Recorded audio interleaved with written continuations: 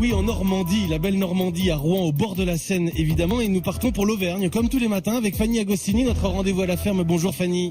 Bonjour Mathieu.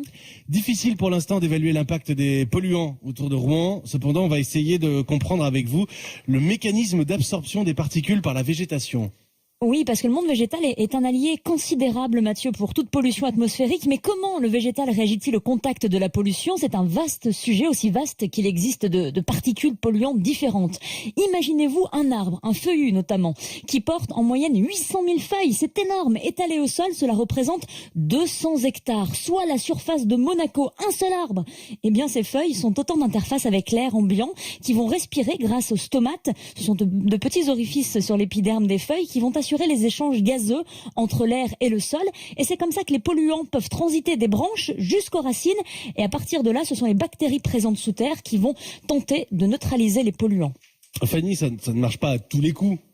Mais oui, tout dépend de la nature du polluant, évidemment. Parfois, ça peut prendre des décennies, voire plus, pour certains PCB notamment, qui peuvent persister plusieurs siècles. Et quand l'air est très chargé en particules atmosphériques, la pollution peut même venir obstruer les pores des végétaux les plus sensibles, en les empêchant de respirer et en les faisant dépérir. A contrario, la végétation peut être un très bon indicateur de la qualité de l'air, Fanny. C'est ce que l'on appelle des bioindicateurs. Oui, la présence de certains végétaux peut nous donner des indices sur la qualité de l'air.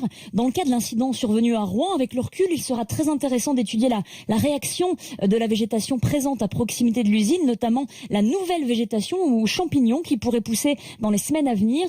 Cela pourrait nous donner une idée de l'impact sanitaire post-Lubrizol. Merci beaucoup, Fanny Agostini. Notre rendez-vous à la ferme, c'est tous les matins sur Europe 1.